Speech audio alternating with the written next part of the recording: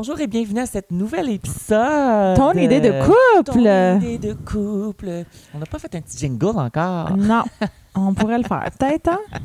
Écoute, aujourd'hui, c'est un épisode un peu spécial qui va venir comme boucler la boucle, si tu veux, sur toutes les autres sujets, épisodes qu'on a parlé sur les sujets parce qu'on a eu énormément de questions sur les épisodes, des gens qui sont venus nous voir, des gens qui nous ont écrit, des gens qui nous ont blablabla. Fait qu'on voulait faire un Q&A. Fait que c'est questions-réponses. Fait que peut-être c'est Q et R en français. Fait qu'on va demander des questions, puis on va les répondre, puis ça a rapport avec le couple, le mariage, les enfants, les fausses couches, etc. Fait que si jamais vous avez d'autres questions, ça nous ferait plaisir de répondre à ces questions. C'est ça, d'en faire une deuxième partie de Q&A. Oui. Q&R. Sachez qu'on n'a pas toutes les réponses, mais on parle juste de notre expérience de 10 ans en étant couple 10 ans de temps, en ayant 2 enfants, puis en ayant vécu 3 fausses couches, mais ça ne veut pas dire qu'on connaît tout. C'est juste notre expérience, puis on vous le partage, puis si ça peut vous aider, tant mieux. Mais toutes les vies sont différentes. Fait que, écoute. Voilà, on est là pour s'encourager, puis pour s'élever les uns les autres. Exact. Fait que, voilà, je pense qu'on est prête pour la première question. Bon, première question. On a eu un questionnement parce qu'avec le premier podcast, on a parlé de comment il fallait attendre jusqu'au mariage. Et voilà la question. Je suis en couple et nous avons déjà traversé nos limites côté physique. Qu'est-ce qu'on fait maintenant? On se sent tellement mal, mais on a de la difficulté à avancer. Allez-y, monsieur. Pourquoi ça veut qu'il commence? Ben, c'est parce que j'ai demandé la question. Moi, c'est sûr que l'iPad, c'est tout en moi qui va commencer à répondre. Bon, ça y est.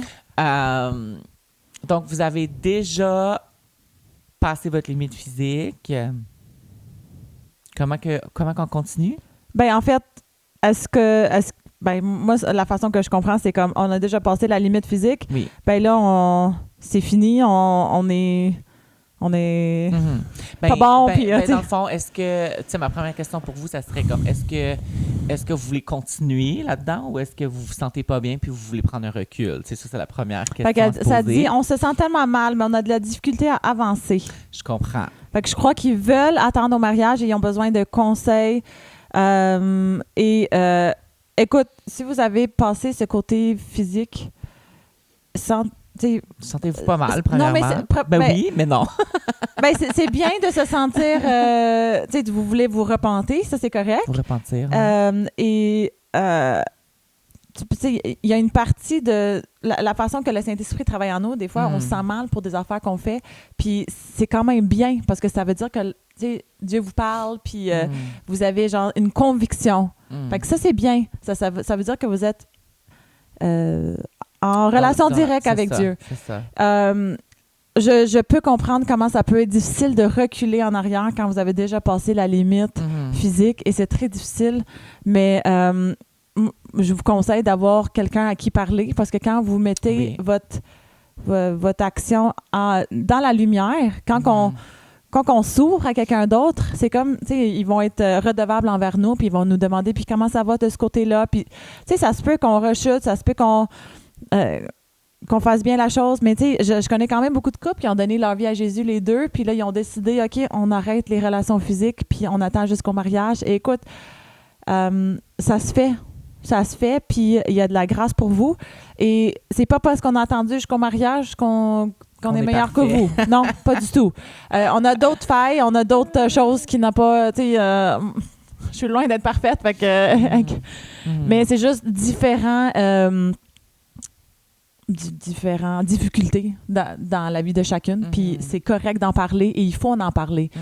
Mais sachez que Dieu vous aime et que ça vous éloigne pas de Dieu. Il veut vous rapprocher. C'est pour ça que vous avez la conviction. Il veut vous aider là-dedans. Et on est juste là pour dire que c'est vraiment beau d'attendre jusqu'au mariage parce que, tu sais, avant d'être mariés, on n'a pas fait la promesse encore l'un vers l'autre. C'est comme encore dans le flou. Ça se peut qu'on soit pas ensemble, ça se peut qu'on soit ensemble et tout. Puis la relation physique dans le mariage, c'est ça qui... Ça scellé, ouais. Ça scelle le mariage. Je pense de comprendre que genre vous n'êtes pas ruinés, là, premièrement. Non. Il y a toujours de l'espoir. Puis c'est de un... c'est super que la première étape, vous voulez faire comme... pour nous, c'était une erreur, puis on veut avancer de l'avant. Comme tu as dit, la redevabilité, c'est quelque chose qui est très important. Fait que d'en parler à des gens qui vont vous challenger à ce niveau-là, puis qui vont vous garder redevable. Mais c'est aussi... De mettre vos propres limites aussi, parce qu'on a parlé là, dans un des podcasts de la ligne rouge. Puis, un des conseils que moi, j'avais reçus de gens professionnels à ce niveau-là, c'était de comme... de créer une genre de séparation volontaire, mais pas pour dire que genre on se sépare, on n'est pas un couple ou quoi que ce soit, mais c'est comme de retourner à à la période de dating pour comme réapprendre à se connaître, réapprendre à dater. Puis un autre conseil, ça serait de ne pas vous mettre dans des positions de vulnérabilité. Exact, c'est ça que je voulais dire. Dans le sens comme essayez le moins possible, surtout si vous êtes en train de dater, d'être seul dans un lieu où ça peut se passer. Là, fait que si vous faites check à tous ces points-là, je pense que ça va vous aider là, à... ne plus retomber. Là. Ça c'est quand même important. Là. Si vous ne voulez pas tomber là-dedans, mettez-vous pas dans une situation parce que c'est facile à tomber dedans. Mm-hmm. Même dans un auto tout seul ou dans un appartement tout seul, c'est sûr que tu demandes pour ça. Là, à un moment donné. Mm-hmm. C'est comme les hormones sont tellement élevées. Puis si c'est ce que vous voulez, c'est d'attendre au mariage, mais mettez vos limites et parlez-vous-en. Ouais. Et puis moi, je vais parler aux hommes, dans le sens que prenez responsabilité là-dedans. Moi, je trouve que c'est important en tant qu'homme dans le couple de mettre ses points sur les i puis de barrer nos T, là, entre guillemets. Vous connaissez vos limites sexuelles, vous connaissez vos échappatoires, vous connaissez là où c'est difficile, vous connaissez ci, vous connaissez ça. Fait que c'est à vous, en tant qu'homme, de mettre vos limites là, dans le couple. Je dis pas que vous, femmes, vous n'êtes pas supposées. Là. Vous avez le droit à vos limites aussi, puis vous devez les imposer aussi. Mais laissez pas cette situation-là vous éloigner de Dieu. Exact. Rapprochez-vous de lui parce qu'il veut avoir une relation avec vous. Puis, c'est normal qu'on vit avec...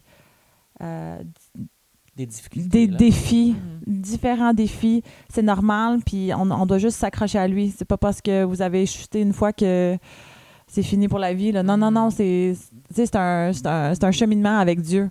C'est une relation avec Dieu. Puis si vous commencez à toujours courir vers lui dans une situation difficile, ben là, ça va vous aider dans le restant de votre vie. Ça, c'est sûr. On passe au prochain?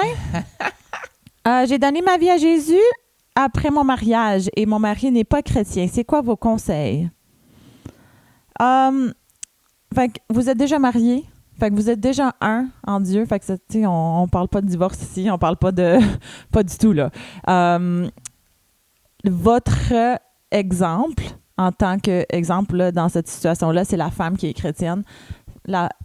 Ton exemple en tant que femme chrétienne va montrer l'amour de Jésus à ton mari. Et les prières, OK? Les prières sont tellement importantes. Puis continuez à prier. Si vous voyez une ouverture, tant mieux. Si vous ne voyez pas d'ouverture, on continue à prier pour que son cœur soit ouvert, pour que, mettez-y dans des situations, invite des amis chrétiens. Comme ça, on peut parler de tout ça, puis que Dieu puisse le toucher. Écoute, lâchez pas, continuez. Puis votre exemple va l'aider. Ouais, je pense qu'il y a beaucoup de choses qui se passent en arrière-scène, dans le sens que la prière est une arme puissante de prier pour des opportunités de témoignage, des opportunités de changement de cœur, des opportunités... Dieu connaît ce que la personne a besoin d'entendre, peu importe la situation, pour être attirée à Christ. Mm-hmm. Et puis, juste prier pour une opportunité ou pour la bonne personne ou le bon moment.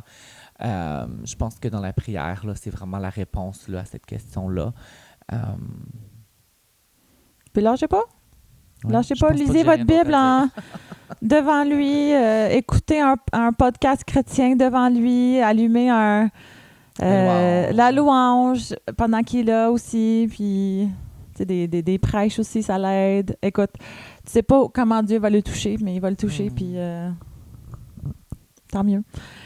Prochaine question. Oh, c'est spicy. Comment vous gérez, vous, la pornographie dans votre couple? Ta. Pour moi, c'est une super question, mais pour moi, c'est quelque chose que j'aimerais, dans le meilleur des mondes, qui soit géré avant même de devenir un couple. Je sais pas si tu comprends là où je veux en venir, parce que je me dis, si on peut pas gérer nos pulsions sexuelles, qu'on n'est pas en couple, qu'est-ce qu'on va faire qu'on va l'être? Fait que pour moi... Non, mais c'est très bien. Fait que pour moi... Puis dans notre cas, écoute, on aurait aimé ça le gérer avant, mais il était là dans le mariage, puis on va vous expliquer comment faire pour avancer, en fait.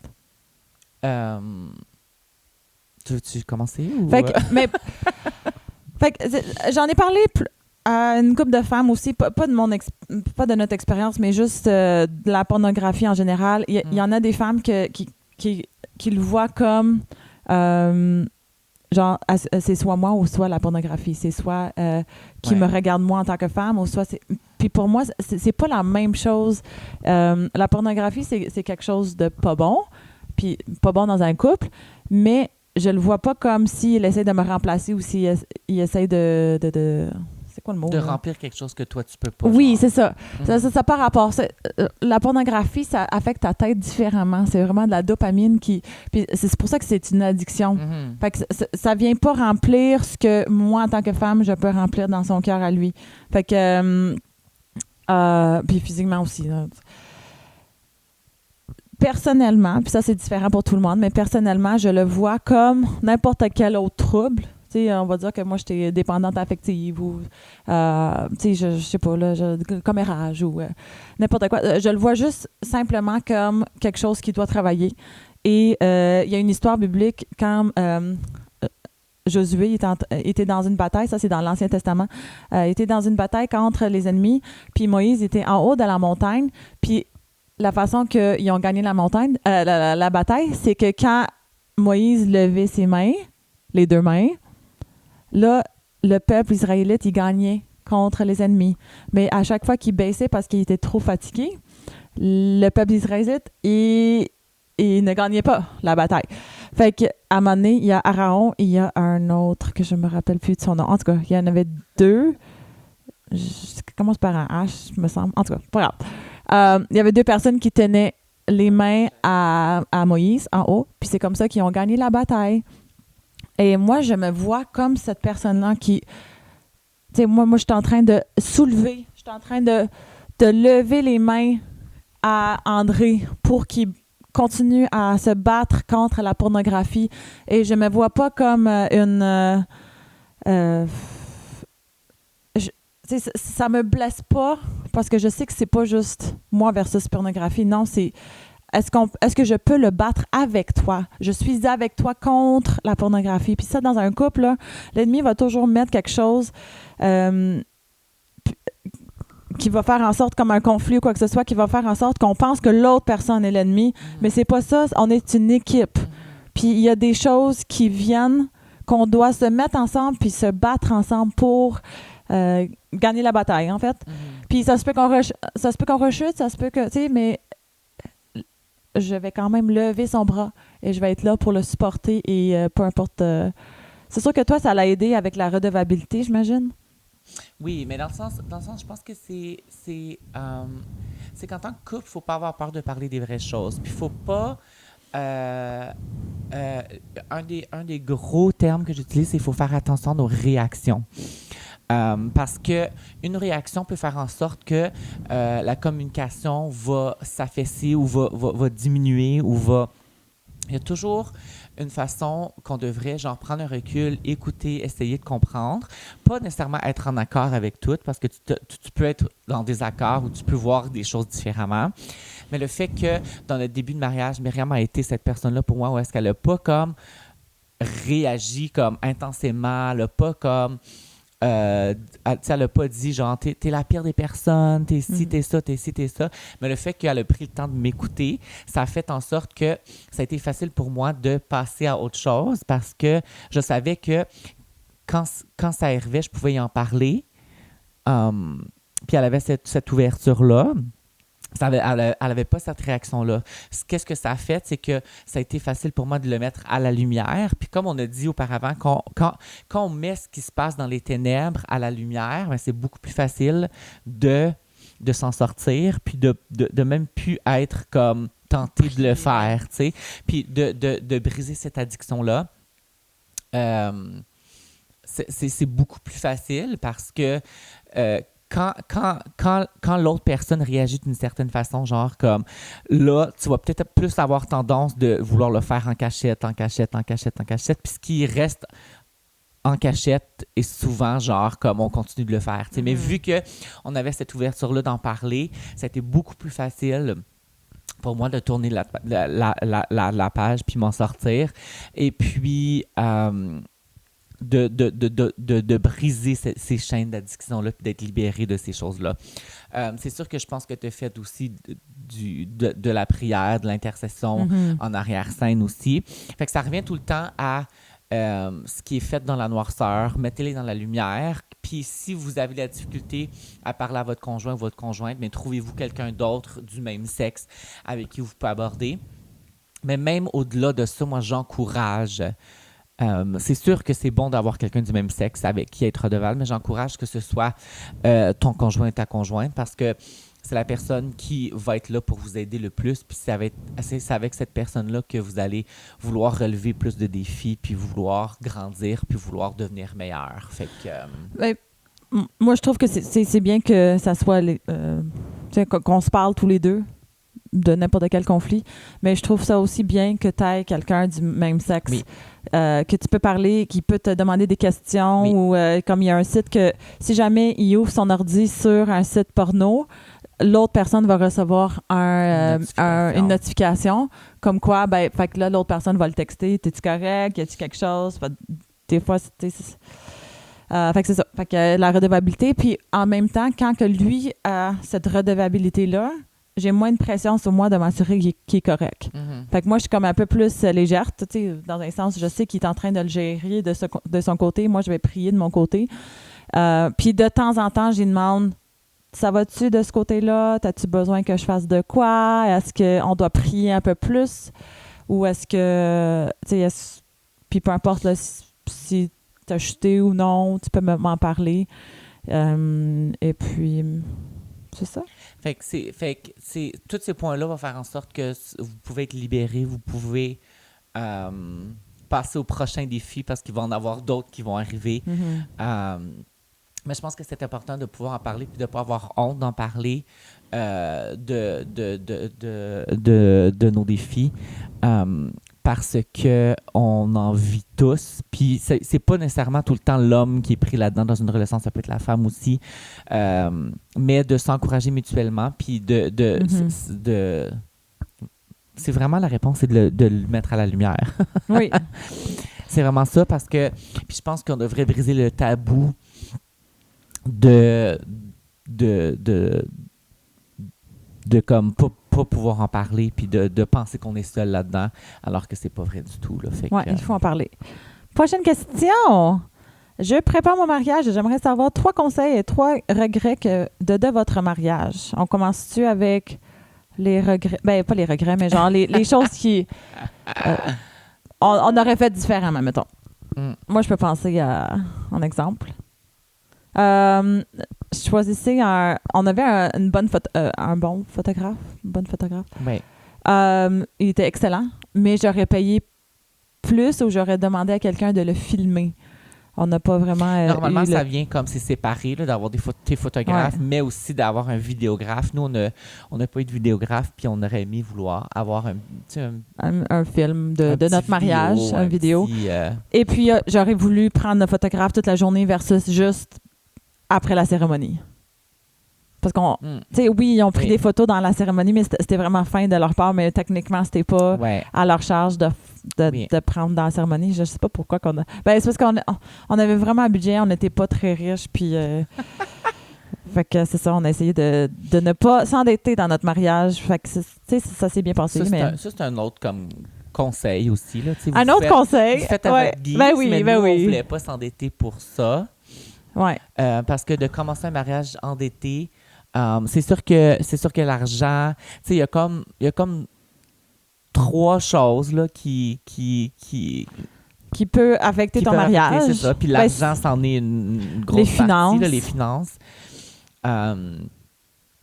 La communication puis le sexe. Ça, c'est les 3 que notre pasteur nous avait dit avant qu'on se marie. Comme ça, les 3 là, si jamais on n'est pas satisfait dans un des 3, ben ça peut être... un red flag. Oh oui, ça peut affecter quand même. Je pense que l'importance aussi d'avoir comme un bon suivi dans le début, comme avant le mariage. Là. Tu sais, comment t'appelles ça? Les cours de préparation Oui, de les cours mariage. de préparation de mariage. Je pense que c'est quand même quelque chose de très important. C'est très important, mais j'étais à moitié réveillée dans ces mais ces cours-là. c'était dans notre saison, là, parce que tu travaillais de nuit, puis moi, je travaillais de jour, puis là, on savait pas quand faire nos cours. Mais tu sais, d'avoir comme quelqu'un... nous, c'était shout-out, c'était Pasteur Désiré Yankee. Puis, tu sais, on a vraiment eu des bons cours de préparation de mariage, puis il n'avait pas peur de parler des vraies choses. T'sais, on a parlé de sexe, on a parlé des finances, on a vraiment parlé de tout, là, tu sais, fait que c'est quand même quelque chose d'important. Moi, je me rappelle, ça c'est juste une parenthèse, la chose qui m'a surpris le plus, que je m'attendais pas, c'était vraiment drôle, parce qu'on parlait du cours de sexe, là, mais tu sais, moi, je me connais vraiment pas là-dedans, puis je lisais pas de livre là-dessus parce que je voulais pas comme... dépeindre ou genre... Ouais, je voulais rentrer dans le mariage vraiment en sachant absolument rien. Pur. Fait qu'on va apprendre ensemble. Et puis, il m'a dit, tu sais, les relations sexuelles, c'est comme, tu sais, gros max, genre 15-20 minutes. J'ai dit, moi, je pensais que ça a duré des heures et des heures. J'étais tellement naïve, je sais pas pourquoi je pensais ça, mais anyway, je vous le partage parce que ça va. Ça l'avait affecté. Mais c'est ça, fait que je pense que des fois, quand on veut planifier un mariage, des fois, ce qui est un peu difficile, c'est qu'on veut comme plaire à tout le monde. Oui. Fait que dans le fond, c'est comme de prendre un recul, comme toi puis ta fiancée, puis de vraiment faire comme, OK, ça, c'est-tu juste pour plaire aux autres ou c'est vraiment quelque chose qu'on veut? Fait que de faire comme la différence entre les deux, je pense que c'est quelque chose qui est très important. Sinon, ça peut emmener du regret. Mais c'est comme pour la robe de mariage, j'en avais essayé une, puis elle était tellement belle, puis j'étais genre, wow, elle est tellement belle. Puis là, je regarde le prix, puis j'étais genre, oh non, je peux pas l'acheter. Elle était comme 1000$. J'ai jamais de la vie que je vais payer une robe 1000$. Mais c'est d'apprendre déjà à communiquer avant le mariage aussi, parce que si on en aurait parlé, on aurait pu faire un compromis, puis comme réduire belle. quelque chose d'autre pour... Ben, c'est pas... Ouais. Puis je me connaissais pas full dans ce temps-là. Fait que, tu sais, Ton style a beaucoup changé. Oui. Puis, oui. Bref. Mais toi, t'étais pas non. Mais c'est pas grave, là. T'étais pas non plus comme la femme qui a comme planifié son mariage toute sa vie. Tu sais, comme, non. Tu sais, il y en a des filles, puis il y a rien de mal avec ça, là. Tu sais, moi, dans ma tête, genre, je pense que c'est plus moi qui avais planifié mon mariage que toi, genre, en tant qu'homme, genre, qui est vraiment bizarre. Mais genre, tu sais, moi, j'avais plus comme planifié... j'avais pas comme planifié genre ce que j'allais porter ou genre peu importe, là, mais tu sais, parce que j'en avais tellement vu, j'ai tellement fait partie de mariage que genre tu veux pas comme tu fais une liste de genre ça c'était cool, je veux ça à mon mariage, ça c'était pas cool, je veux pas ça à mon mariage, ça c'était si, fait que ouais, mais sinon les trois conseils, I guess, ben ça revient au même, genre c'est le regret, ça peut devenir des conseils pour vous. Quoi d'autre? Je sais pas. Ça a bien été. On avait bien du monde. J'aurais fait ça plus petit personnellement, mais vu qu'on a invité toute la famille, c'est normal qu'il y ait bien du monde. On a des grosses familles. Fait que, mais c'est ça. Moi, je pense que c'est tout. OK, next. Comment savoir si notre identité est fondée sur Dieu ou sur les autres? Moi, si je peux répondre à cette question-là, c'est que si tu te promènes dans la vie puis tu cherches l'approbation des autres, ça veut dire que ton identité est lié à ce que les autres pensent de toi. Qui, selon moi, genre, est la réponse à cette question. Tandis que si tu comprends que c'est juste Dieu qui te définit puis tu es complet en lui, ben tu vas un peu te ficher de ce que les autres pensent de toi. Tu sais, dans un sens. Tu sais, comme, moi, ça m'a pris longtemps à me rendre là. Je pense que ça m'a pris jusqu'à 30 ans de ma vie à me rendre, genre. Puis de m'aimer, puis d'être OK avec le fait que je suis qui je suis, puis que Dieu m'a créé comme ça. Et puis, je suis rendu à une étape que, genre, j'en ris de ce que les autres pensent. Puis en même temps, je suis rendu à un espace que, genre, j'aime même quand les gens me traitent de ci ou me traitent de ça parce que ça l'emmène une certaine curiosité, que les gens posent des questions, que je peux leur répondre puis leur partager l'Évangile, tu sais.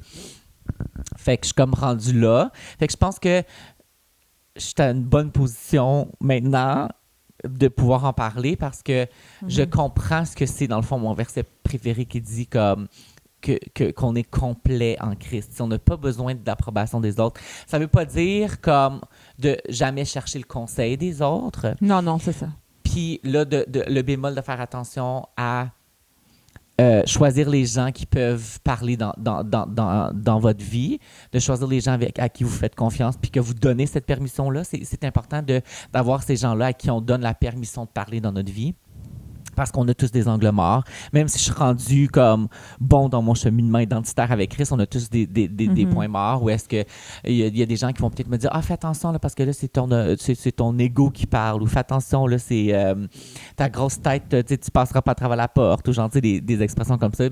Mais donne la permission des gens de cheminer avec toi, puis qui te connaissent. Puis, mais je pense que la réponse à cette question-là, c'est plus comme si tu cherches l'approbation des autres. Oui. Je pense que c'est les autres qui te définissent. C'est bon, ça? T'as-tu quelque chose à dire, toi? Non, c'était excellent. T'as bien fait ça. Comment savoir si je suis prêt ou prête à être en couple? Ouf. Fait que je vais le répondre. Moi, personnellement, avant de sortir avec André, j'étais finalement bien. Juste avec moi puis Dieu. Et je cherchais pas une relation. Tu sais, à chaque personne que je voyais, c'était pas comme « Ah, c'est-tu un potentiel, lui? » Ah. Fait que finalement, j'étais bien. Puis là, c'est là qu'André est venu. Et j'ai détruit ça. Ben non, mais c'est juste parce que vu que j'étais bien avec moi, avec Dieu, je savais mon identité. Ça m'a beaucoup... tu sais, c'était très bien parce que lui, il n'était pas obligé de me donner une identité. Genre, il était pas obligé de dire qui j'étais. Genre, je savais déjà qui j'étais. Oui, j'étais toujours en processus, mais quand même, j'étais mieux qu'avant. Et après ça, écoute, c'est parce que quand on est en couple, quand que je suis complète en Dieu et on est en couple, ça veut dire que Dieu, il va quand même me compléter au complet. Puis là, lui, il va juste être un ajout au lieu que je cours après que lui me complète. Parce que lui, un homme ne pourra jamais te compléter. Il ne pourrait jamais te compléter. Il est excellent, mais il ne pourra jamais me compléter à 100% parce que c'est juste Dieu qui peut faire ça. Tu voulais-tu rajouter quelque chose? Répète la question. Comment savoir si je suis prêt ou prête à être en couple? Je pense que si on se dit genre comme... Tu sais, je pense pas que... La question se répond, mais elle se répond pas. Tu sais, dans le sens que je pense qu'on n'est jamais prêt dans la vie pour rien. Tu sais, dans le sens... C'est la beauté de l'humanité parce que si on a cette mentalité-là, pour moi, c'est ça qui va nous permettre de s'accrocher à Dieu tout le temps. Puis tu sais, parce que nous, les milléniaux, on a été élevés avec comme les paroles genre « Ah, t'es beau, t'es belle, t'es capable, t'es ci, t'es ça ». Mais la réalité, puis c'est le message comme qu'on aime à Identité 103 de dire, c'est que OK, t'es peut-être beau, t'es peut-être belle, mais genre, t'es pas capable sans Dieu, tu sais. Puis le fait de comprendre ce message-là, selon moi, va déterminer si t'es prêt ou pas. Je sais pas si je comprends ce que tu comprends. Comme si tu comprends que tu seras jamais prête. Puis que t'es pas bon, c'est juste Dieu qui est bon en toi. Ou... Puis que si tu t'accroches pas à Dieu, tu seras jamais la personne que tu peux être pour ton couple. Je pense que quand tu comprends ça, tu sais, être prêt, c'est comme... C'est des gros mots, là, tu sais. C'est vrai. Mais si tu comprends ça, puis que tu dis comme je vais m'accrocher à Dieu parce que je sais que je vais je sais que je vais blesser cette personne-là. Je sais que je vais I'll fail the person. Comme je vais... je vais faillir je vais faillir dans certains domaines, que je vais la blesser, pas volontaire, mais involontaire. Mm-hmm. Mais c'est de dire que je vais continuer à m'accrocher à Dieu. Puis je pense que quand tu as compris ça, mais que tu es un pas de plus près vers comme avoir une relation saine. Good. Next. Est-ce que je devrais chercher une relation ou laisser Dieu me la donner? Oh boy. Écoute, prie pour ton mari. Commence à prier pour ton mari. Oui. Ou ta femme. Prie pour les choses que tu veux voir dans ton mari. Exemple, Seigneur, donne-moi un mari qui est généreux. Ben, si tu demandes ça, t'es mieux d'être généreuse aussi dans la vie. Si tu pries pour quelqu'un qui est fidèle, quelqu'un qui est loyal, quelqu'un qui... Fait que sois cette personne-là aussi. Est-ce que je devrais chercher une relation? Écoute, mets-toi pas dans 4 murs, puis c'est pas le temps de ne pas sortir, mettons. Fait que mets-toi dans des situations où tu vas rencontrer du monde, mais prie que Dieu ouvre tes yeux et que tu pries pour ton mari et tu pries pour juste le futur, en fait. Est-ce que Dieu va te révéler exactement la personne? Ça se peut. Pour ma part, ça n'a pas été le cas. C'est pas comme si j'ai eu Ben, c'est parce que j'ai déjà entendu parler des histoires que Dieu il les a vraiment clairement dit qui leur mari était sans qu'ils le connaissent, mettons. Oui. Puis moi, ça n'a pas été le cas. André était là, je tombe en amour, j'ai demandé à Dieu de plein d'affaires de mon mari et j'ai fait confiance que c'est lui. Et puis, qu'est-ce que j'allais dire? Demandé aussi comme, tu sais, t'étais le genre de personne qui demandait aussi, mais si c'est pas lui, comme enlève-moi l'amour, genre. Oui. Et est-ce que je devrais chercher une relation? Fait que, mets-toi dans des situations où tu vas à une retraite de jeunesse, tu vas à une réunion de jeunes adultes ou tu sais quoi que ce soit, là, mets-toi dans des situations de même. C'est sûr que si tu vas dans un bar, ça se peut que tu sortes avec un saoulon. Dans un sens, mets-toi dans des situations que tu veux que ton mari aille. Que tu vas trouver le mari que tu veux. Dans le sens, moi, je pense que c'est une question de balance à ce niveau-là parce que c'est sûr que Dieu peut faire l'impossible puis il peut mettons qu'il peut te le prendre d'une place puis te le mettre devant tes yeux. J'ai rien contre ça parce que Dieu, Dieu, il fait ce que Dieu fait. Mais d'un autre côté, je pense qu'il y a une balance à emmener, qui est comme Dieu t'a donné des jambes, Dieu t'a donné des yeux, Dieu t'a donné un cerveau, puis il veut que tu l'utilises. Dans le sens qu'il veut que tu te mettes dans des situations où ton potentiel va peut-être se retrouver. Puis c'est là de choisir les endroits où tu vas sortir. Mais je pense que c'est... Vas-y avec des amis. Tu sais, comme... J'ai rien contre y aller pour l'intention de, mais c'est que ça devient trop ton focus. Détourne pas ton regard de Dieu. Dans le sens que ton mari ne devient pas ton nouveau Dieu. Ton Dieu reste ton Dieu. Et puis, laisse les choses arriver. Mais mettons, si tu veux un mari qui sert dans l'Église, qui aime les gens, ben sois cette personne-là. Va servir dans l'Église parce que c'est de même que... En tout cas, sois la personne que tu veux. Mais moi c'est quelque chose que je recommande fortement. C'est de commencer à servir dans ton église là où tu es parce que même pour avoir un sens d'appartenance souvent à une église, faut commencer à servir. Puis commencer à se faire des amis, des fois c'est difficile si on ne sert pas parce qu'on est juste là pour gober, entre guillemets, puis pour se nourrir soi-même. Puis il y a des saisons dans la vie, je comprends, il y a des saisons où est-ce que oui, on a besoin de se nourrir soi-même. Mais je pense que de servir, il y a quelque chose d'important, puis de voir d'autres servir, tu vas peut-être plus trouver ton match là, à ce niveau-là. Là. C'est excellent. La prochaine question. Comment garder Dieu au centre d'une relation? Fait qu'assurez-vous que votre relation avec Dieu, c'est le centre de votre vie. Et encourage ton mari à le faire aussi. Et puis, trouvez-vous des points en commun où vous pouvez vous réunir pour faire quelque chose. Ou, des fois, il va me dire, il va dire, babe, qu'est-ce que je peux faire pour t'aider quand que j'ai un moment juste de tristesse aussi ou ça. Puis des fois, c'est pas je veux pas nécessairement parler, je vais juste dire, tu peux-tu juste prier pour moi maintenant? Comme ça. Puis ça m'aide full. Fait que, tu sais, c'est pas obligé d'être préétabli. Je sais on a vraiment essayé pendant les 10 ans de mariage là, d'avoir vraiment un temps avec Dieu ensemble. Puis c'est bien, là, c'est super bien. C'est juste ça va changer. Puis il va y avoir des différentes saisons. Puis si elle fonctionne pas, c'est correct. Faites un... Oui, parce que souvent, moi, je parle pour moi en tant qu'homme, tu sais, où est-ce qu'on dit, genre, t'es le leader spirituel, tu dois faire ça pour ta famille, tu dois faire ça pour ta famille. Puis c'est pas que je le fais pas, puis qu'on le fait pas, puis que j'ai essayé, puis j'ai échoué, c'est pas ça. C'est que j'ai essayé différentes choses, tu sais. Un moment donné, j'avais comme une boîte de prière qui a fonctionné pour un moment. Un autre moment donné, on faisait genre comme tel soir, on prie ensemble. Un autre moment donné, on faisait ça, on faisait ça. Mais là, j'ai trouvé que genre, de s'encourager mutuellement dans notre vie spirituelle seul, genre, tu sais, comme... puis de parler de comment on était touchés dans notre vie spirituelle seul avec Dieu, nous encourage dans notre vie spirituelle commune. Tu sais, dans le sens c'est que, pas obligé d'être compliqué. Puis c'est comme... C'est spontané, tu sais, c'est dans le sens que... T'sais, mettons, moi, je suis quelqu'un qui est quand même très routinier. Fait que moi, en ce moment, ce que je fais, c'est que ma dévotion, je l'écoute en chemin vers le travail. Puis je ne quitte pas... Tu sais, mettons, des fois, j'arrive au travail, puis il me reste un autre 5 minutes, mais je reste dans ma voiture jusqu'à ce que mon dévotionnel finisse, puis après, je vais au travail. Puis là, souvent, ce qui va se passer, c'est que là, je reviens du travail, mais là, je veux y parler de ce qui m'a touché, mais là, c'est pas le temps parce que j'ai des enfants, faut faire le souper, faut faire la routine de dodo, faut faire ci. Fait que quand on les met au lit, mais je vais être comme, hey, mon dévotionnel, ce matin, tu sais, comme touché à cause de ça.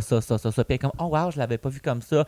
Wow, ça me touche moi aussi. Puis fait que c'est juste de comme, c'est de s'encourager mutuellement dans notre vie spirituelle comme individuelle qui va nous encourager dans notre vie commune, puis de parler de ce qui nous a touchés puis ce qui nous a bénis dans cette journée-là.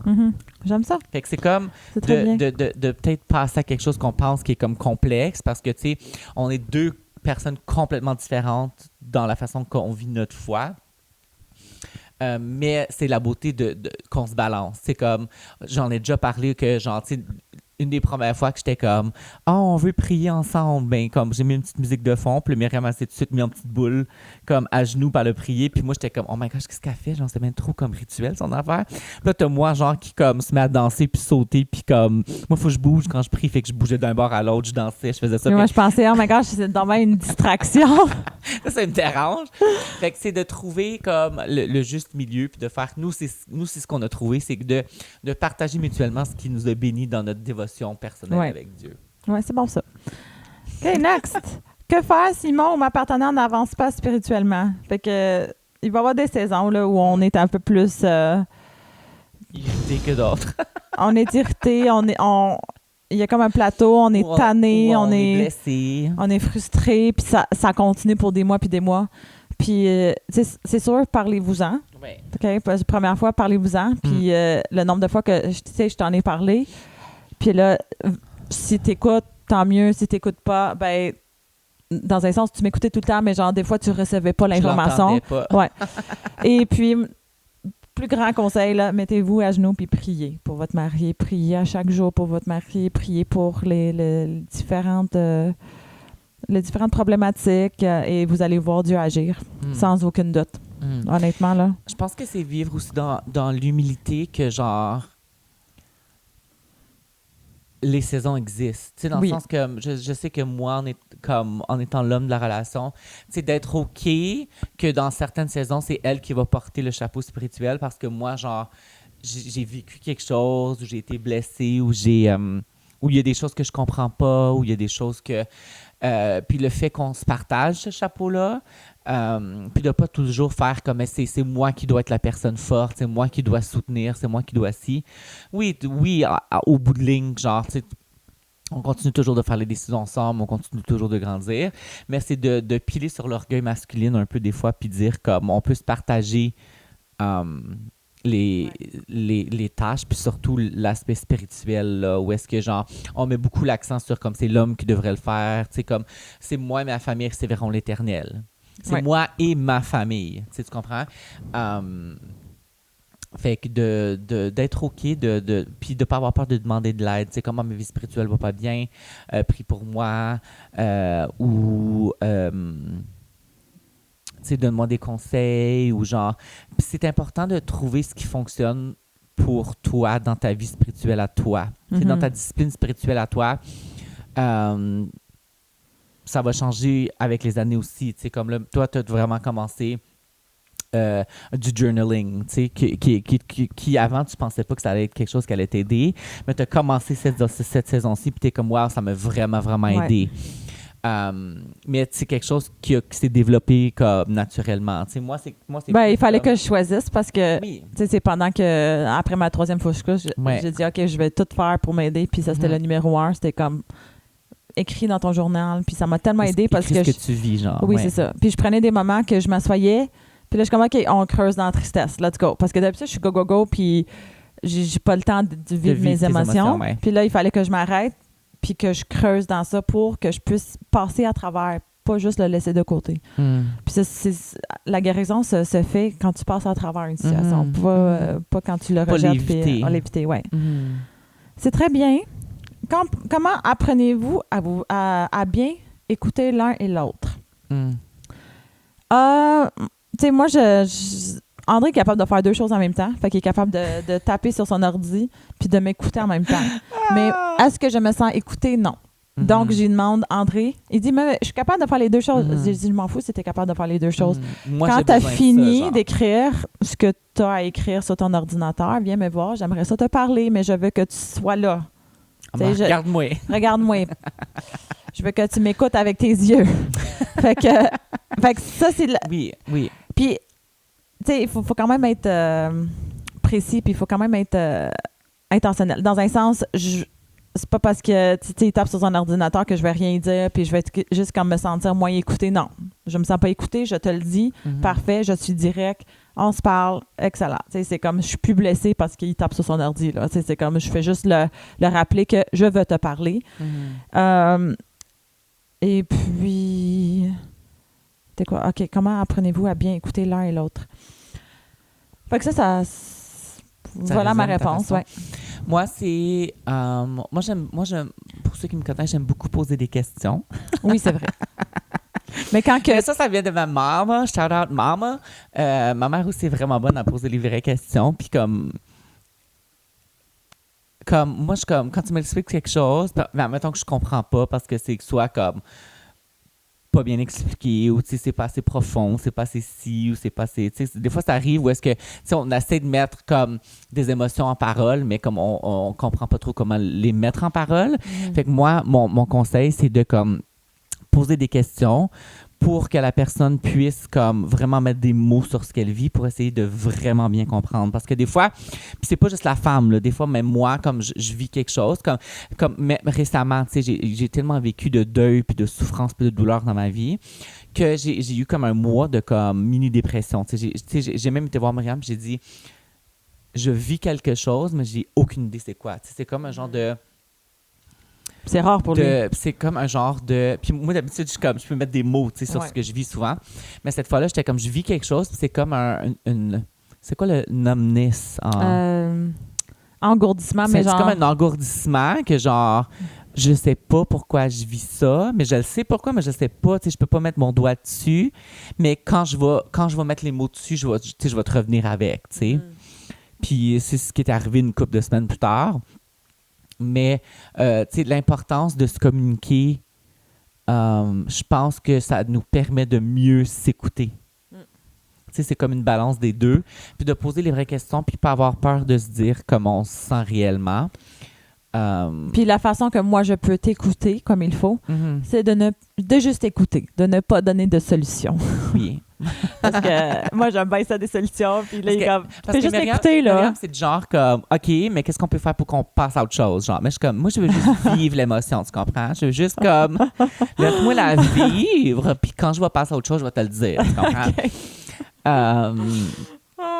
Fait que c'est l'importance de comprendre comment l'autre a besoin d'être écouté aussi. Qui est très, très, très important, là, qui va aider à venir emmener une balance dans le couple. Prochaine question. Quelle est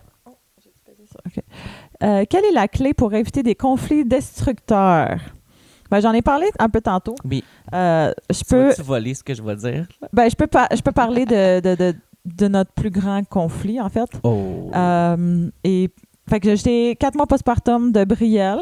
Fait que j'avais un toddler puis j'avais Brielle, 4 mois. Tu sais, les hormones sont un peu fous. Je suis plus émotionnelle. Brielle, elle faisait pas ses nuits. Fait que t'es plus fatiguée. C'est ça. Fait que là, André travaillait, bien sûr. Moi, j'étais à la maison avec les 2 enfants. Et on n'avait pas la garderie dans ce temps-là non plus. Parce que là, on les envoie à la garderie 1 fois ou 2 semaines pour faire le podcast. Mais sinon, ils sont toujours à la maison avec nous. Et puis, fait que, à un moment donné, André... Contexte.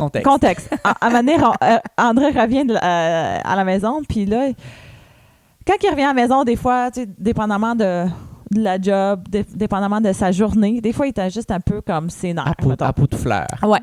Fait que, tu sais, d'habitude, je le laisse faire, mais tu sais, moi aussi, je suis fatiguée le soir, puis j'ai géré 2 enfants toute la journée, puis tu sais, c'est pas pour dire qu'il n'y a pas une... Qui a raison, non. Tard. Puis là, à un moment donné, comme...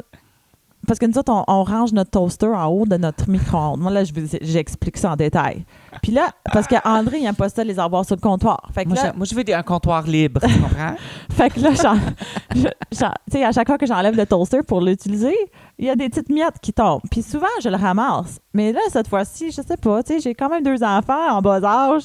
J'ai oublié de passer ma main dessus, puis je l'ai pas nettoyé. Puis là, il est comme, ben, ça te dérange-tu de temps en temps, genre, quand tu passes, juste essuie les miettes sur le micro-ondes parce que ça m'énerve beaucoup. Ah, puis là, j'ai pété.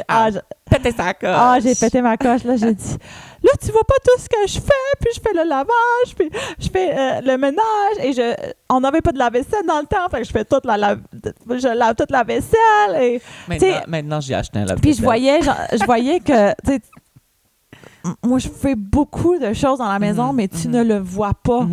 Et moi, c'est ça qui est sorti, genre, t'en fais pas assez.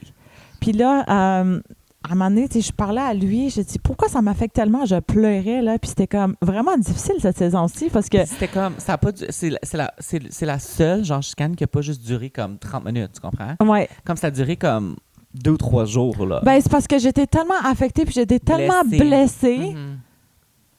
Et... tu sais, 3 jours plus tard, tu sais, j'en ai parlé avec ta mère aussi. Puis là, je comprenais pas ma réaction. Pourquoi qu'elle est autant, genre, démesurée? Oui, c'était juste vraiment intense. Puis là, tu sais, je priais Dieu. Je dis, là, Seigneur, montre-moi c'est quoi, genre, c'est-tu comme quelque chose de plus profond et tout? Et puis, après, j'ai réalisé, je sais pas comment j'ai réalisé, là, mais à un moment donné, ça a sorti. Ça a sorti, puis j'ai réalisé que... Puis, comment que je vais expliquer ça? C'est un trauma d'enfance, là? Ben, c'est juste quand que j'étais petite, je faisais beaucoup de... Tu sais, je cuisinais, je cuisinais à chaque jour quasiment pour le souper de toute la famille. Je faisais le lavage puis tout. Puis je me rappelle que quand que je parlais mal à mon frère, tu sais, mon père me disait, tu peux tout faire, mais si tu montres pas l'amour... ben c'est comme si tu faisais rien. Mais, tu sais, il y a un verset biblique qui parle de ça. Là je déparle un petit peu, mais... fait que je comprends ce qu'il voulait dire, parce qu'il dit, tu peux tout faire dans ta vie, mais si tu n'as pas d'amour, c'est comme si ça vaut rien. Puis c'est vrai dans un sens, mais en même temps, la façon que moi je l'ai pris, c'est que j'en faisais pas assez, puis j'étais pas assez bonne, puis ci, puis ça. Je sais qu'en tant que parent, on veut élever nos enfants d'une belle façon, mais des fois, la façon que l'autre perçoit... C'est un jeu de perception. Fait que c'est pas contre, mais mon père, c'est pas rien, c'est juste comme... Moi, je l'ai perçu de même, puis je l'ai pris longtemps de même. Et puis, fait que ça, c'est comme mon plus gros insécurité qui va sortir n'importe quand je suis comme un peu plus faible, c'est que j'en fais pas assez. Et puis, là, j'ai vu, OK... L'ennemi n'est pas fou, hein? Il va toujours sortir de petites insécurités pour essayer de détruire un couple. Fait que oui, c'était juste des petites miettes sur le micro-ondes, mais genre, c'est pas les miettes qui me dérangeaient, c'était l'insécurité que je vivais. Puis quand que j'ai compris que c'était mon insécurité et c'est là que j'ai dit, OK, je m'excuse, elle était vraiment démesurée, ma réaction. Mais là, je comprends. Parce que c'est pas contre toi que je suis fâchée, c'est contre mon ennemi qui me rappelle souvent que j'en fais pas assez, puis quand j'en fais pas assez, puis c'est dans un moment de manque de sommeil, manque de ci, manque de ça, c'est là que les insécurités vont remonter le plus souvent.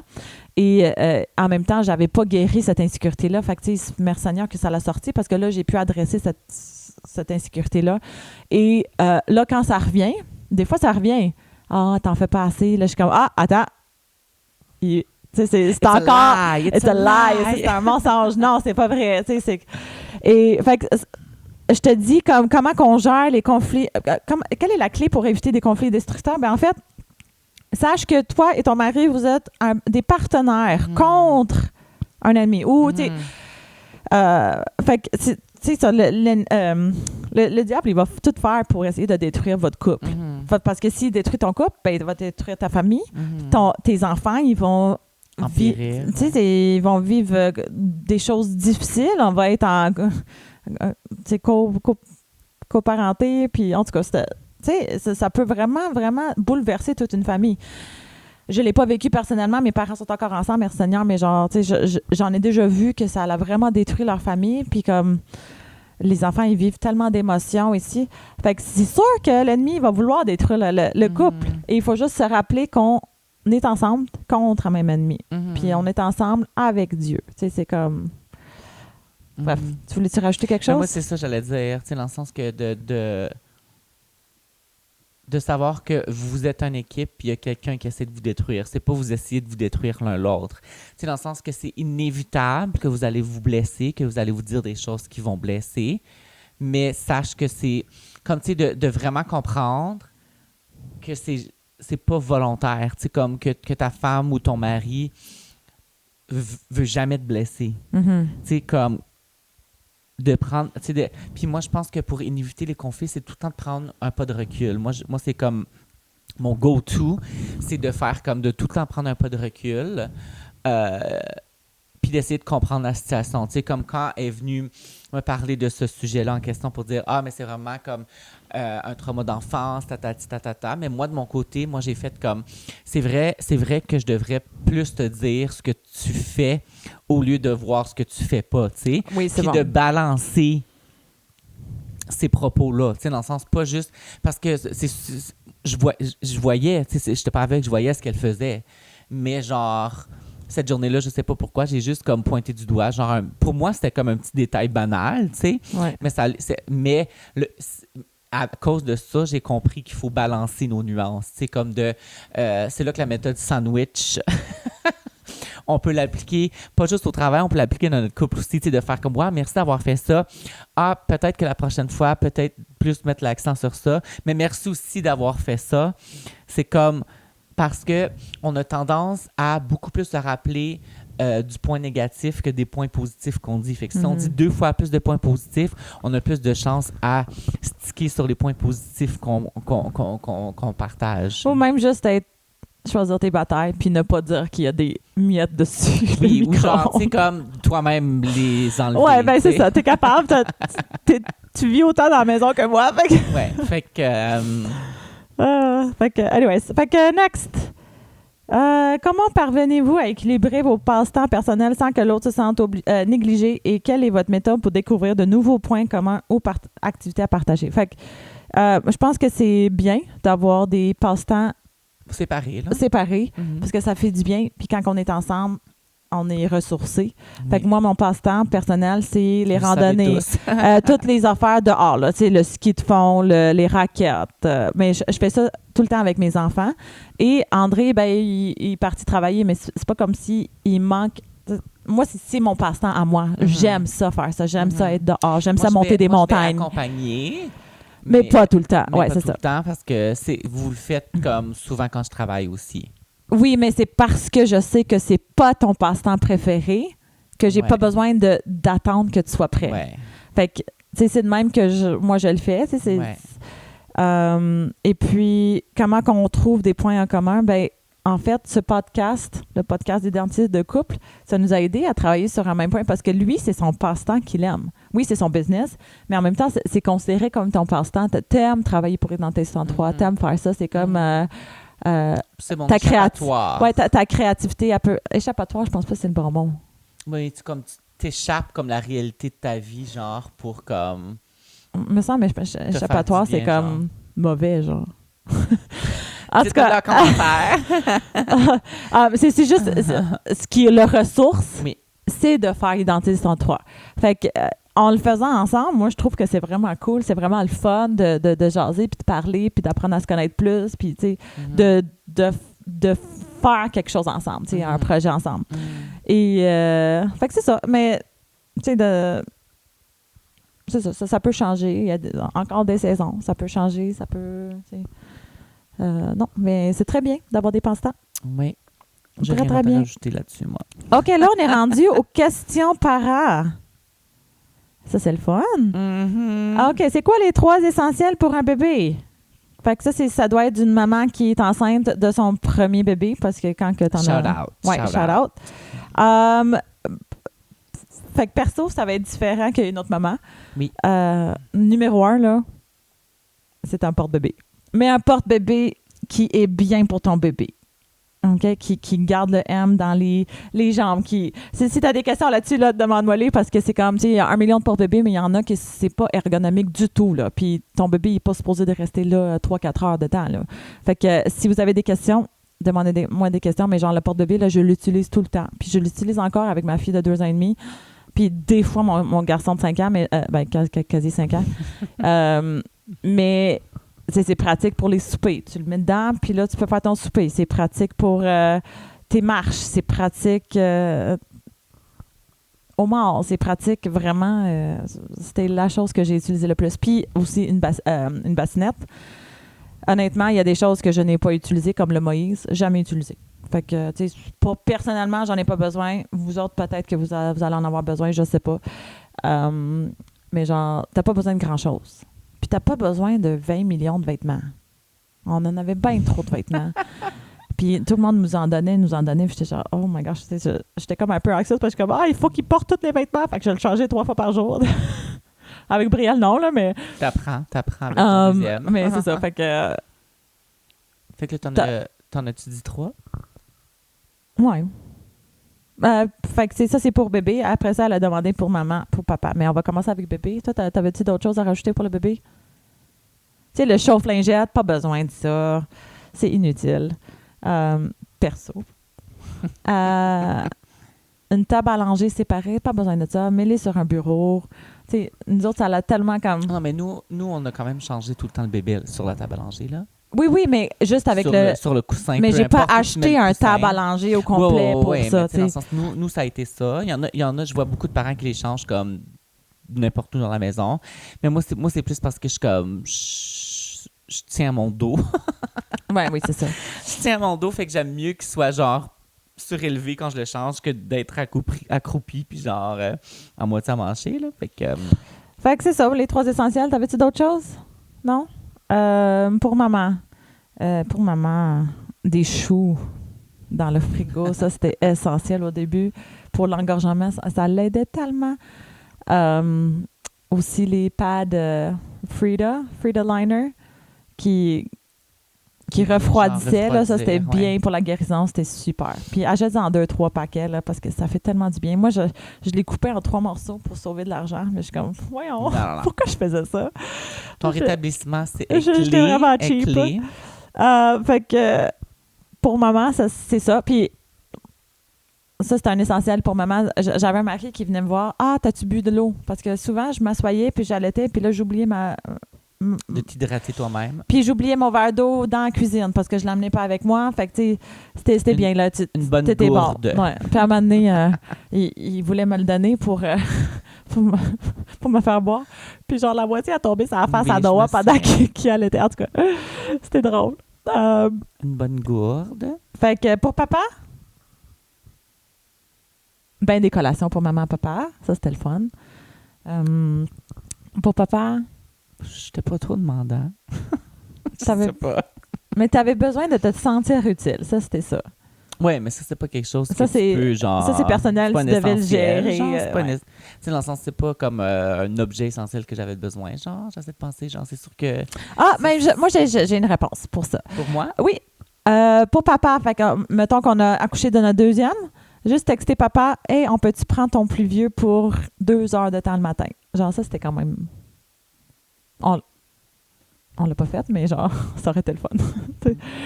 Là, on a une belle communauté autour de nous, fait que c'est sûr que, tu sais... OK, fait que next, quel était votre plus grand défi dans la période nouveau-né? En fait, c'est le 0 à 1, ça, c'était quand même difficile. Surtout pour le premier, genre. Ouais. Mais c'est ça, 0 à 1. Passer de 0 bébé à 1 bébé, ça, c'était comme le plus difficile pour moi. De 0 à 1 an, c'est pour ça que j'étais comme... Si quelqu'un vient, puis il te dit « Va te coucher », même si t'es pas fatigué, ça va tellement te faire du bien. Si quelqu'un te demande « Ah, t'as-tu besoin de quelque chose? » T'es pas obligé de dire « Ah, non, ça va. » Non, tu peux dire « Amène-moi des collations. Amène-moi un café. » Ou quelque chose de même. Anyways. C'est quoi la question? Quel est votre plus grand défi? Quel a été votre plus grand défi dans la période nouveau-né? C'est sûr, c'est les nuits, l'allaitement, c'était difficile. Surtout pour le premier, oui. Fait que aller voir le chiro ou l'ostéo, ça l'aide tellement. Moi, ça m'a sauvé mon allaitement avec Noah. Dormir. Parce que ça l'aide pour les mastites. Faut dormir, faut se reposer. Fait que, ayez un bon système de sport. Comme préparez-vous d'avance que Marie, que vous allez comme pas perdre votre femme, mais genre pour une certaine période de temps. Mais genre, préparez-vous mentalement. Ouais. Parce que si t'es pas préparé, comme, pas que tu deviens fâché contre ton bébé, mais genre. Parce que t'es comme, il y a comme une petite jalousie qui s'installe. Je pense qu'il faut pas avoir honte d'en parler, là. Que genre, tu t'es fait voler ta femme, genre, tu sais. Puis nous, on avait vécu 5 ans sans bébé avant. Fait que, on avait l'un et l'autre comme l'attention complète de l'un et l'autre pendant 5 ans, où est-ce que genre il y avait personne qui compétitionnait contre moi. Puis on passait beaucoup de temps ensemble. C'est pas comme si on travaillait des heures de foot. On passait vraiment beaucoup de temps ensemble. Fait que tu sais, c'est comme de vous préparer d'avance. C'est pas que il vole votre femme, c'est que lui c'est ses besoins primaires là. Tu sais comme faut qu'il se fasse nourrir. Fait que c'est de se préparer mentalement. Pour moi, ça a été ça le plus gros défi là, d'un nouveau-né. C'est que j'avais l'impression que, genre, j'avais plus ma femme. Mais c'est pas comme si, genre, on prenait soin l'un de l'autre, mais c'est juste que j'avais eu... C'était une impression que j'ai dû moi-même, comme, dealer avec, puis comme surmonter, puis comme comprendre mon rôle dans tout ça, tu sais. Ouais. Mais avoir un nouveau-né, c'est excellent. Ça change votre vie, c'est vraiment beau. C'est juste, là, la question, c'est quoi le plus gros défi? Mais genre, il y a tellement de bons là-dedans. Là. On l'aime tellement. Il y a plus de bons que de défis. Ah oui. Mais c'est incroyable d'avoir des enfants, puis c'est tellement le fun. Next, comment avez-vous priorisé votre couple? Fait que moi, j'ai dû apprendre ça parce que moi, j'étais comme fusionnelle avec mon garçon. Je voulais toujours rester avec. Je voulais pas le faire garder. C'était mon premier aussi. Fait que quand j'ai commencé à travailler, là, c'était bien. C'était difficile, mais c'était bien parce que je pouvais pas me séparer un petit peu, mais oui. Et puis, il fallait que je mette lui en priorité. Fait qu'il fallait que parce que c'est facile je prie là-dessus. C'est facile pour une maman de vouloir comme mettre ses enfants en premier. Ou juste pas, même pas de vouloir, de juste les mettre en premier. C'est genre naturel, c'est comme maternel. C'est... Fait de comment ça fait, toi, le déclic de genre... shoot, c'est vrai, comme je mets pas nécessairement mon mari en premier en ce moment, je mets mes enfants, genre. Mon enfant, parce que c'était plus comme avec Noah, genre. Ben, je pense que ça s'est fait tout seul, là, parce que quand j'ai commencé à travailler, c'est comme si ça m'a défusionné, genre, avec mon garçon. Puis là, j'ai pu avoir une relation saine avec tout le monde. Puis là, tu sais, puis il était plus vieux aussi, fait que c'était plus facile. Tu sais, 0 à 1 an, là, c'est normal que ton enfant soit ta priorité quand même. Mais ça reste que tu peux avoir des dates avec ton mari, tu peux commander du sushi puis manger ensemble. Fait que ça peut être simple, là. Puis il était pas difficile, là. Fallait juste que comme je le planifie un peu d'avance. Tu sais, on va dire que je savais qu'il aimait 4 affaires. Fait que là, tu sais, une fois par mois, je faisais un. Ben, pas ça, l'autre. Tu sais, au moins, il se sentait aimé. Puis, c'est dans les petits détails. Ouais, dans Moi, les je petits dis tout le temps, détails. c'est dans Ouais, les c'est petits ça. détails. Mais je pense que Faut ça pas s'est se bien compliquer fait la après. vie, là. Ouais, c'est ça. Oui. Quoi d'autre? Comment transmettez-vous votre foi à vos enfants au quotidien? Là, c'est une bonne question. Tu veux-tu y aller? Ou tu veux-tu que je commence?